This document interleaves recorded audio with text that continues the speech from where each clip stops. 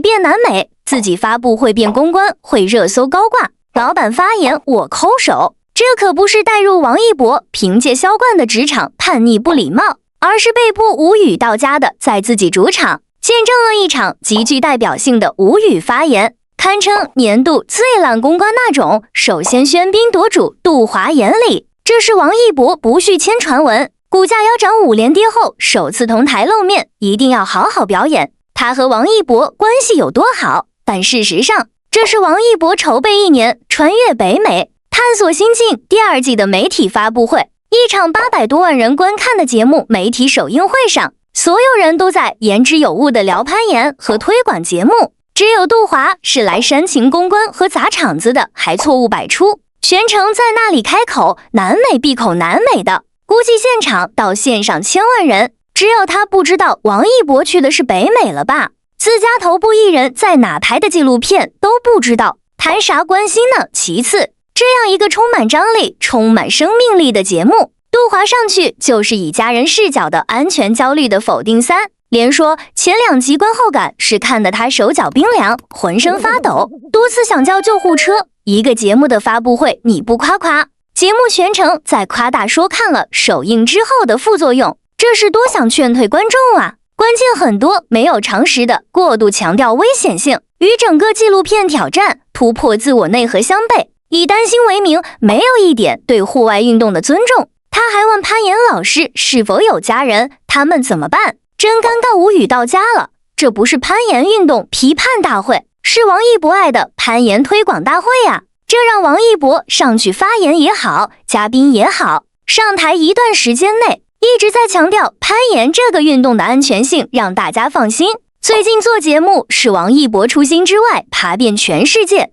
第一时间想到的还是如何建设国内攀岩事业，他是真有助力中国攀岩运动蓬勃发展的。辛周鹏老师性格算很好了，到活动最后的时候都忍不住从理性和专业角度正面回复杜华所谓的担心论了，以纠正常识为名。对了，杜华回去了屏幕前的你，代入下自己最得意的项目要发布了，所有人都在关注项目和你成长的时候，你的老板跳到台上哭唧唧在上面说半天，他和你亲如父女也好，母女也罢，感情有多深，他有多关心你。首先老板的亲情啥的不吐槽了，明摆的一点是他对你做的事情一无所知，这能有啥情？换回王一博也一样，但凡杜华平时多花1-2分精力关心下王一博在做的事情上，都不至于现场那么多的低错误。其实大家都不傻，杜华的目的性太强了，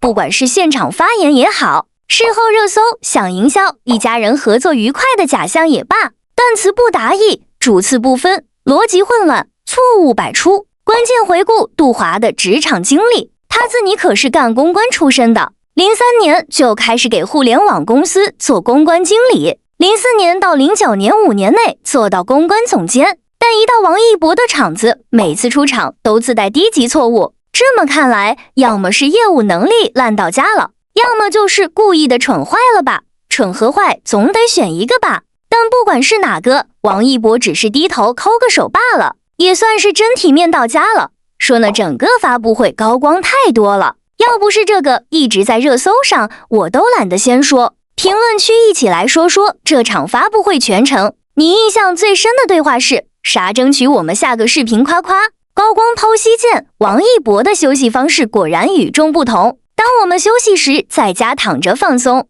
他的休息却和朋友选择海钓冲浪等等，就连迷路都保持着情绪稳定，这份从容太酷了。说到王一博的热爱，这2年攀岩绝对是他投入最多的运动之一。在今天的直播中，我们能够看出来，提到攀岩时，他的眼里闪着光，话语间满是热情，而他对攀岩的热爱也体现在他的手上。当镜头拉近，我们可以看到从前那双白皙修长的手，如今已布满厚厚的茧，这不仅是训练的痕迹，更是热爱的证明。直播中他分享了自己很多的喜好，喜欢上了钓鱼，特别是享受与鱼抗争的过程。整场直播就像看到了探索心境第2季的精彩片段，让人对节目充满了期待。王一博用他真实的行动和状态始终传递着积极向上的能量，活力满满，保持谦虚，在热爱中不断突破自我。这大概就是这么多人喜欢他的原因吧。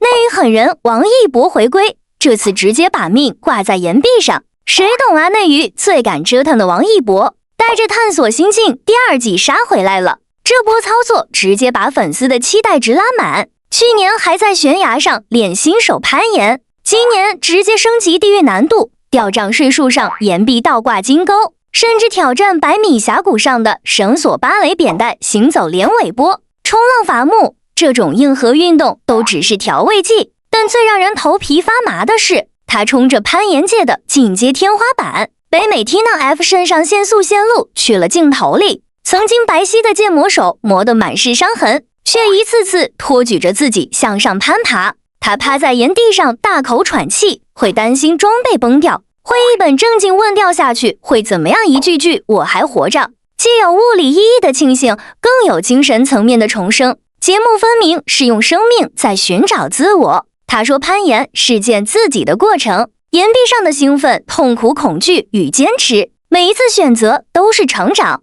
看着他开着大车驰骋在北美荒野，喊出这才是我想要的生活，那种向上的热烈生命力真的太有感染力了。从新手到挑战进阶大神，从寻找热爱到享受热爱，王一博在岩壁上的每一步都在诠释着向上的意义。这一季的探索心境，你最期待看到他的哪个名场面？谁还敢说王一博以后消息不回我就不发了，话题不想继续我就不找了，关系你不想要我就不维持了，你硬是要错过我。气息转换里稍不注意就会忘记卡壳，可王一博不仅稳稳接住了萧敬腾的高音，和声时的力量感更是旗鼓相当。高速节奏里吐字清晰不拖沓，气息稳得像定海神针。早在湖南跨年晚会，他和王力宏合唱《龙的传人》就惊艳过全场，那段 rap 连天王都被他的气场盖过。开麦唱摇滚更是打破所有人的刻板印象，温柔声线一切换就变得热。